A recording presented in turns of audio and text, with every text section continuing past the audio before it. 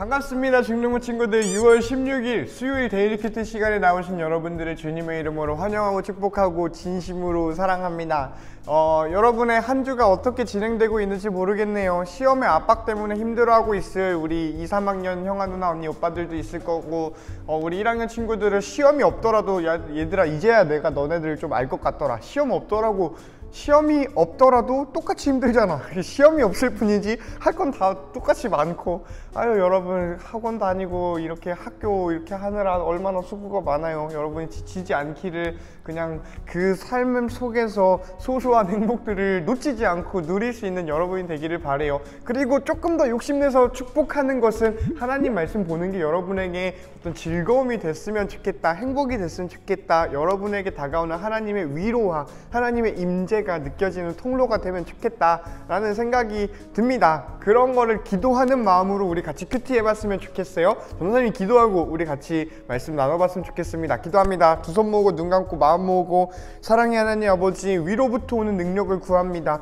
우리가 아무것도 할 수 없으니까 우리 힘으로는 이 성경 말씀 보고서 생각하는 것조차 하기가 힘드니 성령님 우리에게 임재해 주셔서 성령님께서 생각하게 하시고, 성령님께서 보게 하시는 것을 보고, 성령님께서 기억하게 하시는 것을 기억할 수 있는 우리 중등부 친구들 될 수 있도록 함께 해주세요. 예수님 이름으로 기도합니다. 아멘. 오늘 본문 말씀은 겁나 짧습니다. 잠언 24장 23절로 34절 말씀이에요. 이만큼인데 우리 같이 집중해서 봤으면 좋겠어요.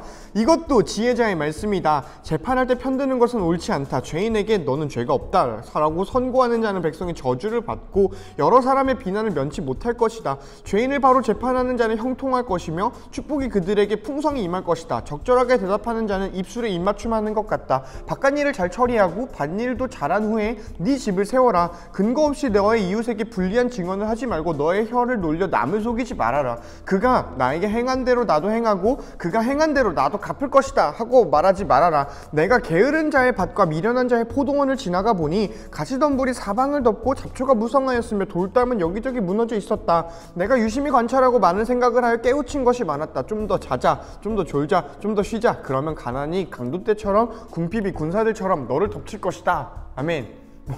뭔가 마지막에 후드려 맞는 느낌이었어요. 다시 한번 여러분의 마음과 눈과 펜과 어떤 이렇게 메모로 다시 한번 말씀 보고 우리 같이 나눔해봤으면 좋겠습니다. 시작! 자, 여러분은 어느 부분에 좀 밑줄이 가고 메모가 가고 묵상이 있고 인상 깊은 구절이 생겼는지 궁금하네요. 좀 알고 싶네요. 이 짧은 구절에서 여러분이 마음은, 눈길은 특별히 어디로 갔는지 알고 싶은데, 혹시 괜찮다면 카톡방에 올려주세요. 선물은 없어요. 우리 금요일에 드릴게요. 전도사님은 왜 종종 전도사님이 종종이 아니죠. 정의, 공의, 이런 공평에 대한 이야기를 했어요. 근데 이 정의와 공의 이런 게 어디서 실현이 되겠니? 물론 우리의 삶에서 실현이 돼야겠는데, 이 정의라는 수식어, 정의롭다, 정의로운이라는 형용사가 있다면 보통 어디에 붙나요? 그 형용사가 수식하는 명사는 무엇인가요? 보통 재판이에요. 이 재판은 정의로운 재판, 공정한 재판, 그래서 이 솔로몬의 지혜로운 재판, 이 지혜로운 재판은 결국 정의로운 재판이었고 공의로운 재판이었다라는 것을 표현할 때가 있죠. 그러다 보니 이 재판이라는 것이 나오면 전도사님은 항상 이 정의라는 거를 이야기를 하는데, 그냥 뇌피셜로 끌어져 나오는 게 아니라 이 재판을 이야기할 때 성경은 항상 정의의 관점에서, 정의의 맥락에서 이야기를 하더라는 거지요. 오늘 잠언도 똑같아요. 이 보면은 재판할 때 편드는 거, 이 편드는 거 옳지 않다라고 하는데, 이 정의가 없어진 것을 말하지요. 그러니까 뭔가 정의롭다라고 하면은 기명기고 아니면 아니다, 이게 정확하게 판단하는 건데, 그래서 누구의 외모를 보고 쟤가 좀 더 이쁘게 생겼고 잘 나가게 생겼으니까 쟤를 좀 편히 봐줘야지 라고 하면 이거 정의롭지가 않은 거잖아. 똑같이 판단하고 뭔가 정확한 기준을 가지고 이야기하는 거, 이게 정의로운 거겠는데, 여기서 말하는 거 누구의 편을 드는 거라는 거예요. 보통 이렇게 편 들어주는 상황이 왜 일어나나요? 왜 일어나는지 생각을 해보면은, 이거 좀 어려운 말로 유착관계라고 하는데, 전도사님 글씨 원래 이렇게 못 쓰지 않거든? 근데 이게 아이패드를 이렇게 각도를 이렇게 해놓고 써가지고 그런 거야. 원래 글씨 이렇게 못 쓰지 않아요? 어쨌든 왜 누군가를 편들어주는 일이 생기나요? 이 재판관이랑 이 재판을 당하는 A와 B가 있으면 이 A가 재판관보다 힘이 센 거야. 이게 실제로 힘이 센 사람이니까 이 사람이, 이 재판하는 사람이 얘한테 잘 보여야 내가 잘 먹고 살 수 있으니까 이 사람 편을 들어준다라는 거죠. 그래서 이렇게 불리한, 뭔가 이 사람은 억울한 일이 생기고 이 사람은 정의를 왜곡해버리는 일이 생기지요. 이거를 가지고 성경은 사람의 외모를 보고 취한다라는 이야기를 해요. 이 재판이 굽어버리는 거, 그래서 재판을 굽는다라고 표현을 하거든. 정의가 사라지는 상황을 이렇게 곧아야 되는데 이렇게 한쪽으로 기울어버리는 거, 이게 정의롭지 못하다, 불의하다라는 거를 성경이 표현하는 단어예요. 그러니 정의가 없어진 상황, 이거를 이 잠언은 엄청나게 좀 비판하고 있는 거죠. 이 정의가 없어진 상황은 잘 돌아가는 상황이 아니야 라는 거야. 그래서 너는 재판할 때 올바르게 해라. 사람의 외모를 보고 평가하지 말고 너가 정말 정의롭게 평가하는 삶을 살아라 라는 것이지요. 그러니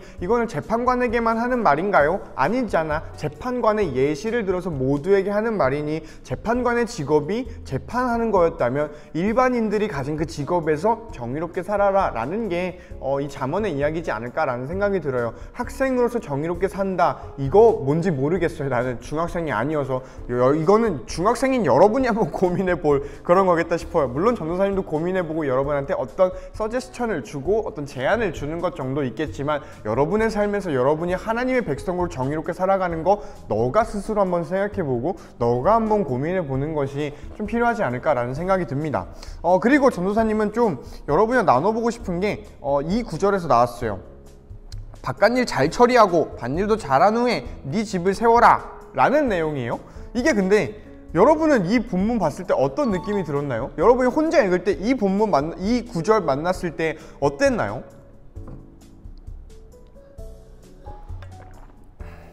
전도사님은 좀 이 맥락이 맞나라는 생각이 들었어. 왜냐면은 여기까지 재판하는 이야기가 나와요. 그러고서 이 뒤에도 근거 없이 네 이웃에게 불리한 증언하지 말고 라고 하면 이게 재판에 관련된 것 같아요. 근데 갑자기 이 중간에 이 이야기는 재판에 관련된 일이 아니야. 뭔가 그냥 갑자기 생뚱맞게 나와버린 것 같은 느낌이라는 거죠. 그러니까 다시 한번 정리해보면,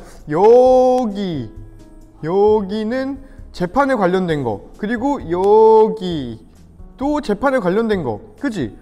이게 남 속이지 말아라. 속인다라는 건 어떤 정의의 맥락이 있으니까, 그가 나에게 행한 대로 나도 행하고 갚을 거다라고 하지 말아라. 그러니까 너 거짓 증언하지 마라 라는 거지요. 근데 이 중간에 낑겨 있는 이거는 바깥일 잘 처리하고 밭일도 잘한 다음에 네 집을 세워라 라는 말은 뭔 말인지 모르겠다라는 거야.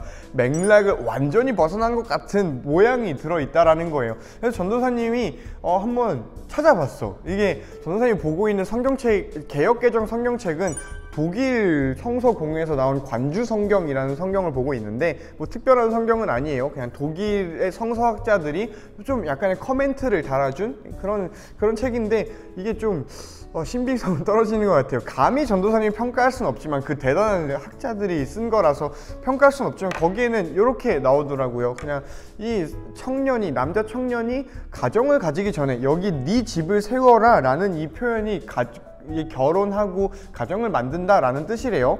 이 가정을 세우기 전에 너가 바깥일 잘하고 밭일도 잘해라 라는 거는 너의 직업을 가져라 라는 이야기래. 그래서 어떤 경제력을 너가 가진 채로 결혼해라 라는 게 여기의 맥락이라는데, 선생님은 더 이해가 안 가는 거야. 그럼 진짜 맥락에서 벗어난 거거든.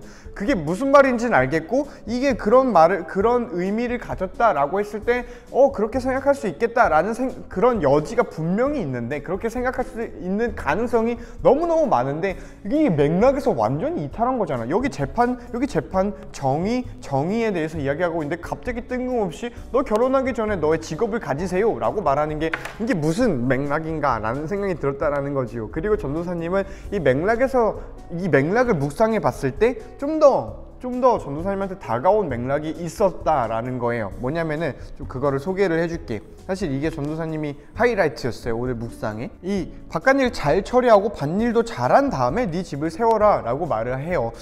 이게 우리가 계속 맥락이라는 얘기를 했잖아요. 이 맥락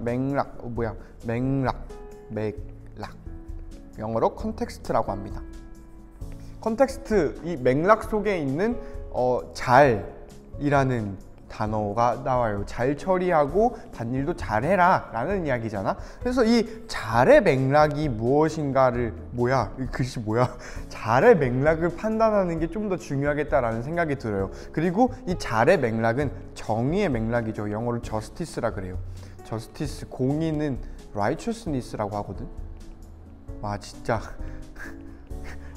글씨 못 쓰는 거 아니야? 라는 걸 보여주고 싶었는데 박살이 났네요. 이 잘의 맥락, 이 구절이 담겨있는 이 맥락은 재판이 잘 되고 있는 맥락, 잘 되어야 하는 맥락, 재판이 정의로워야 하는 맥락이겠다 싶어요. 그러니까 바깥일 잘 처리하고 밭일 잘해라 라는 거는 너가 직업을 가져라 라는 게 아니라 그 직업에서 너가 잘해라 라는 맥락이겠다라는 생각이 들어. 그리고 그 잘의 맥락은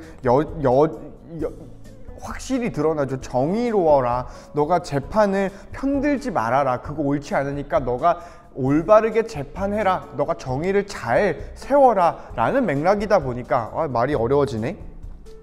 그런 거다 보니까 너가 밭일을 잘해라 라는 건 너의 밭일에서 정의로워라 라는 거겠다 싶어요. 그렇게 생각하다 보니 너가 그냥 단순하게 직업을 가지고 경제력을 가진 채로 결혼해라 이게 아니라 너가 결혼 뭐 하든 안 하든 좋아. 근데 너가 경제력의 포인트가 있는 게 아니라 너의 직업에서 너의 삶에서 정의를 행할 수 있는 능력이 있을 때 결혼해라 라는 게 전도사님 좀 더 타당한 이야기지 않을까, 좀 더 좋은 묵상이지 않을까라는 생각이 들었어요. 포인트는 너가 돈이 있는 게 아니라 너가 돈을 확실하게 확보한 이 삶을 살아가는 게 아니라 너가 정의의 삶을, 정의의 가치를 알고 그 정의롭지 못하더라도 그 정의에 도전하는 그 가치를 살아가는 게 더 중요하지 않을까라는 게 전도사님한테 다가온 어떤 묵상이었습니다. 이게 뭐지? 마이크. 그래서 좀 정리를 한번 해볼게요. 돈보다 중요한 건 정의로운 삶이다 라는 거예요. 돈보다 더 중요한 거, 돈이 우리를 굽게 하고 돈이 우리를 정의롭지 못하게 하는데 이 정의는 그 자체로 정의로워질 수 있다라는 거지요. 그리고 그 정의는 하나님의 지혜로부터 오는 정의다 보니 우리가 이 정의로운 삶을 소망하는 것은 하나님을 소망하는 삶이지 않을까라는 생각이 들어요. 그래서 이 잠언은 좀 담대하게 이렇게 얘기를 해요. 너가 나에게 행한 대로 나도 행하고 그가 행한 대로 나도 갚을 거야 라고 하지 말아라 라고 얘기를 하는 거는 우리가 이번 주 설교에서 들었죠. 데살로니가 전서 5장에서 악을 악으로 갚지 말아라 라고 하는 거예요. 비단 너가 나한테 욕을 줬어? 너가 나한테 쿠사리를 줬어? 너가 나한테 데미지를 주고 너가 나한테 피해를 줬어? 그럼 나도 너한테 피해 줘야지 라고 인광보식으로 생각하는 것보다 우리가 정의로운 삶을 추구한다면 이 정의가 그냥 되게 법 안에서 기면 기고 아니면 아닌 거라고 생각하면은 어쩔 수 없지만 하나님이 말하는 그 정의는 이걸 초월하는 것 같아요. 이 사랑이 어려있는, 하나님의 사랑이 어려있는, 사랑이 묻어있는 정의를 실현하기 위해서 그 하나님의 정의로운 통치를 받는 사람들로서 이 세상을 살아가는 사람들로서 우리는 넉넉하게 세상을 이길 수 있어요. 바울 아저씨가 얘기했던 거죠. 우리는 세상을 넉넉히 이길 수 있어요. 그러니 세상이 우리에게 불의한 처사를 주더라도 우리는 참아내고 이겨내고 정의를 다시 뱉어낼 수 있어요. 그게 그리스도인의 삶이라고 전도사님은 생각을 하고, 오늘 잠언이 우리에게 가르쳐주는 것이 너가 설령 불의한 것을 당하더라도 너는 정의를 다시 외칠 수 있어. 외쳐야 해. 그게 하나님의 사람으로서 살아가는 방법이야 라고 얘기해주는 건 아닐까 라는 생각이 들었어요. 그러니 저와 여러분이, 우리 공동체가 좀 정의를 향해서 한 발 더 내딛는 그런 사람들 됐으면 좋겠고, 세상을 넉넉하게 이길 수 있는 사람들이 되었으면 좋겠어요. 그러기 위해선 위로부터 오는 지혜로 우리가 충만해져야겠지요. 위로부터 오는 능력, 위로부터 오는 성령, 위로부터 오는 힘, 이걸로 우리가 채워져야 주변으로부터 오는 힘에 굴복하지 않을 수 있으니까 말이에요. 그러니 저 여러분이 그런 성실한 사람들, 좀 더 자자, 여기 나와, 좀 더 자자, 좀 더 졸자, 좀 더 쉬자, 오늘 아침에도 우리 했더랬지요. 이러지 말고 성실하게 오늘 하루 주님 안에서 하나님 백성으로서 살아갈 수 있는 저 여러분 되면 좋겠습니다. 안녕.